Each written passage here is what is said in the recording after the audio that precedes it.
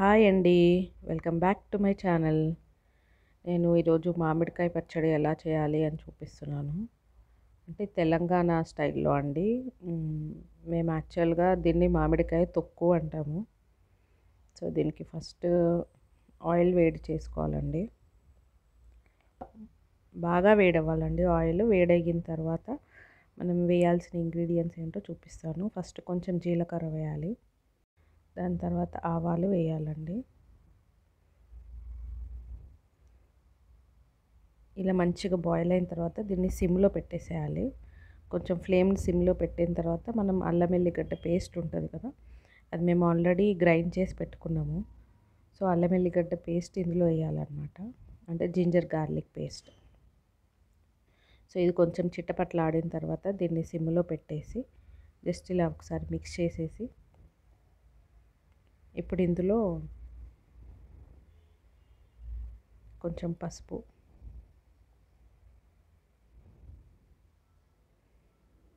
సిమ్లో పెట్టి పసుపు వేయాలండి, లేదంటే పసుపు హై ఫ్లేమ్లో పెట్టి పసుపు వేస్తే బ్లాక్ అయిపోతుంది. సో సిమ్లో పెట్టిన తర్వాతే పసుపు వేయాలి. అది కొంచెం మిక్స్ అయిన తర్వాత ఇప్పుడు మనం ఇది జింజర్ గార్లిక్ పేస్ట్ వేయాలి.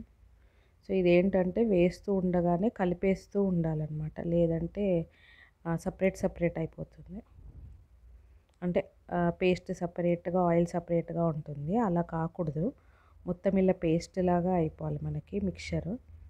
సో ఇలా వేడిగా ఉన్నప్పుడే మనము అల్లం ఎల్లిగడ్డ పేస్ట్ వేసేసి దాన్ని ఇలా మంచిగా మిక్స్ చేస్తూ ఉండాలి.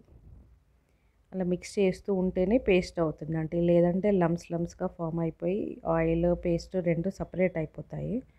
సో అలా అవ్వకూడదు అనమాట. ఇలా కలుపుతూ ఉంటే మంచి పేస్ట్ అవుతుంది. ఇలా కలుపుతూ ఉండాలండి.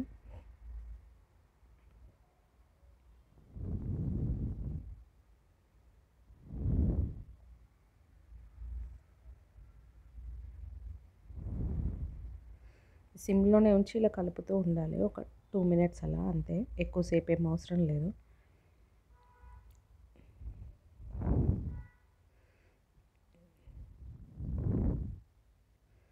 అండ్ మీరు నా ఛానల్ ఫస్ట్ టైం చూస్తున్నట్టయితే please like, share and subscribe my channel అండి.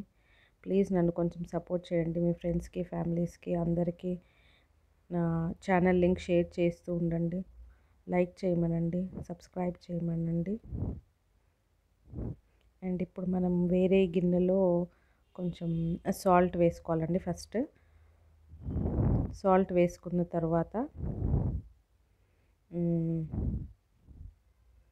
ఇవన్నీ మనం మిక్స్ చేయాలన్నమాట యాక్చువల్లీ. సో సాల్ట్ వేసుకున్న తర్వాత ఇది కారం అండి. మేము 3 మ్యాంగో కారం యూస్ చేస్తున్నాము. ఇదైతే రెడ్గా ఉంటుంది అని చెప్పి. సో ఈ కారము అన్నీ ఒకటే గిన్నెలో వేసి మిక్స్ చేయాలి. ఇది మెంతుల పొడి అండి, ఇది జీలకర్ర పొడి. సో జీలకర్ర పొడి, మెంతుల పొడి అండ్ ఇంకోటి ఆవ పొడి అండి. ఇది ఆవ పొడి. సో ఇవన్నీ వేసి మిక్స్ చేయాలి. మొత్తం మిక్స్ చేసేసి ఫస్ట్ అందులో వేసింది మొత్తం మిక్స్ చేయాలి. సో ఇంతలోపు ఈ స్టవ్ మీద ఉన్నది ఒకసారి మళ్ళీ కలుపుకోవాలి. ఈ పేస్ట్ని ఇలా మొత్తం పేస్ట్ అయిపోవాలి. మిక్స్ అయిపోయింది చూడండి, అసలు ఆయిల్ మనకి ఇలా సపరేట్గా ఏం కనిపించట్లేదు. తర్వాత ఇక్కడ మనం గిన్నెలో ఇంతకుముందు వేసుకున్న మసాలాలు, ఉప్పు, కారం అన్నీ మిక్స్ చేయాలి. అది ఆవ పొడి, జీలకర్ర పొడి, మెంతుల పొడి అండి. ఇవన్నీ మిక్స్ చేసేసిన తర్వాత ఇలా మంచి మిక్చర్, అంటే మనం ఈ పౌడర్ అంతా మంచిగా మిక్స్ చేసుకొని దాని తర్వాత ఈ పౌడర్ని మళ్ళీ మనం ఇందులో వేయాలి. అల్లం ఎల్లిగడ్డ పేస్ట్ మనం పెట్టుకున్నాం కదా స్టవ్ మీద, దాంట్లో వేసి మిక్స్ చేయాలన్నమాట.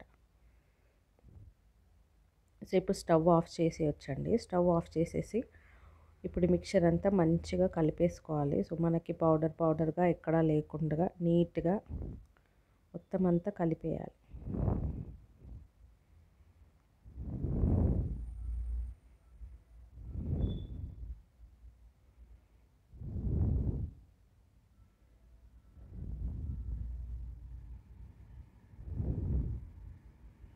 ఇలా కొంచెం హార్డ్గా ఉంటుందండి ఇదంతా, ఈ మిక్చర్ అంతా. బట్ ఒక 2 డేస్ అయిన తర్వాత ఏంటంటే ఆయిల్ అంతా రిలీజ్ చేస్తుంది అనమాట.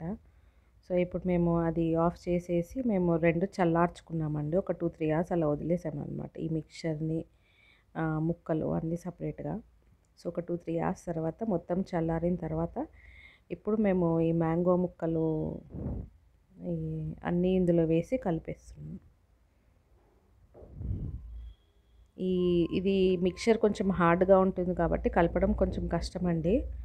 సో బెటర్ చేతులతో కలిపితే ఈజీగా వస్తుంది. అండ్ ఇందులో ఆయిల్ కంటెంట్ మనకేం బయటికి కనిపించదు కాబట్టి కొంచెం మిక్చర్ కలపడం కష్టం. బట్ హ్యాండ్స్ యూజ్ చేసి కొంచెం మంచిగా మొత్తం కలిపేయండి. కంటైనర్లో మనం పెట్టేసుకున్న తర్వాత ఒక 2 డేస్కి తీసి చూస్తే మనకు మళ్ళీ ఆయిల్ అంతా రిలీజ్ అయిపోతుంది అనమాట. ముక్కలకంతా బాగా పట్టేసి ఆయిల్ అంతా రిలీజ్ అవుతుంది. ఒక 2 డేస్ తర్వాత మళ్ళీ దీన్ని కలిపేసుకోవాలి. నేను అది మళ్ళీ ఇంకో వీడియో చేస్తానండి దానికి 2 డేస్ తర్వాత ఎలా ఉంటుంది అన్నది.